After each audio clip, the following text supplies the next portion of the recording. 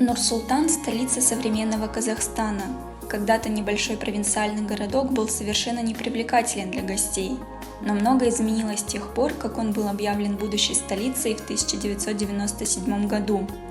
С тех пор город пережил новое рождение и за небольшой срок превратился в первый по величине город в Казахстане. В настоящее время туристов привлекают достойные внимания достопримечательности города Нур-Султан. А сегодня мы хотим представить вам самые крупные и интересные музеи столицы.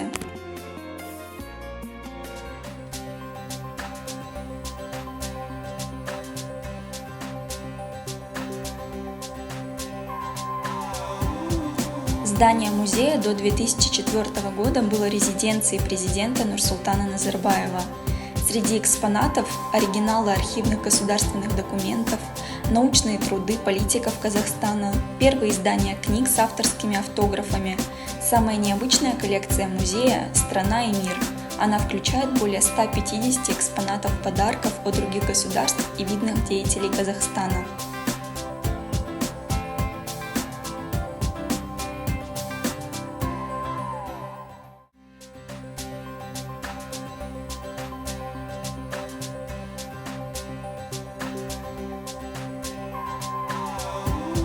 Национальный музей Казахстана является самым молодым и самым крупным среди объектов, расположенных в Центральной Азии. Здесь собраны экспонаты, важнейшие нормативно-правовые акты, фотодокументальные материалы, отражающие историю возникновения, становления и развития Нур-Султана как столицы. В выставочных залах музея ежемесячно выставляются экспозиции как национальных, так и международных художников.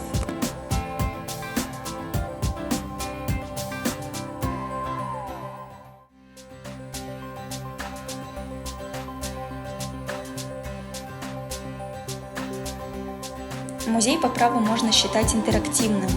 На мониторах военно-исторического музея транслируются ролики об истории военных походов времен Казахского ханства и документальные фильмы о Великой Отечественной войне. В экспозиции музея хранится более 6000 экспонатов. Экспозиция включает в себя следующие залы: древность XIX век, оружие 20-21 веков, военная история XX века, вооруженные силы Республики Казахстан, изобразительное искусство.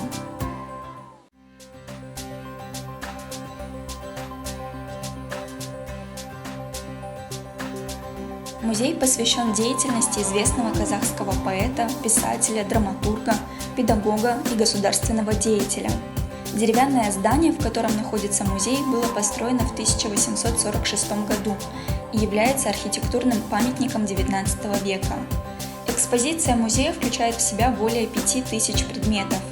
В основном это личные вещи писателя, которые были переданы музею его женой и родственниками.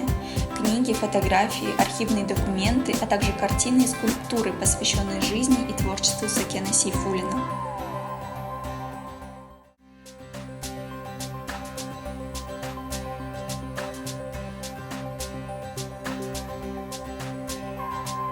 Главные направления музея – это сохранение, коллекционирование и пропаганда художественных ценностей.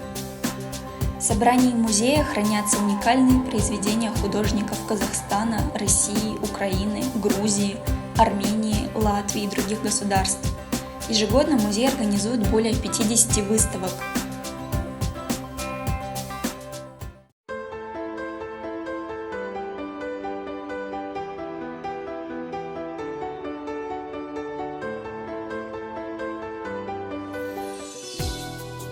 Ежегодно сотрудниками историко-культурного центра первого президента проводятся мероприятия, посвященные Дню столицы.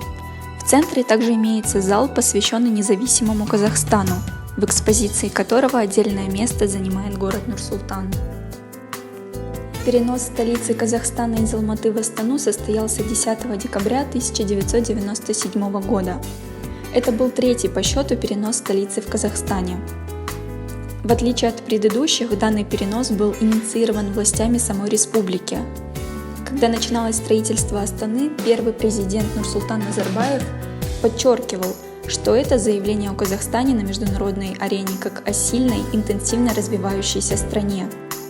Премьер новой столицы должен был давать представление о происходящих в Казахстане переменах. Поэтому в Казахстан приглашали лучших современных и передовых мастеров. В их числе оказался японский архитектор Кисё Курокава. В витрине зала представлены фотографии, где Нурсултан Назарбаев встречается с архитекторами, знакомится с планом строительства города Астаны. Гордостью зала является макет города Нур-Султан, выполненный в масштабе 1 к 1000. На нем мы можем увидеть основные архитектурные сооружения, среди которых Байтерек, символ столицы, Дом министерств, концертный зал Казахстан, библиотека первого президента, Дворец мира и согласия и другие достопримечательности. 23 марта 2019 года по инициативе президента Касым-Жомарта Токаева столица была переименована в Нур-Султан. Как написал в своей книге «В сердце Евразии» лидер нации Нурсултан Назарбаев, Астана – это символ обновления Казахстана, символ неиссякаемой созидательной энергии его многонационального народа. Это символ веры народа, приступившего в далеко не самые легкие времена к возведению новой столицы, в свои собственные силы. Это символ надежды и уверенности нации в своем процветающем будущем, в будущем своих потомков.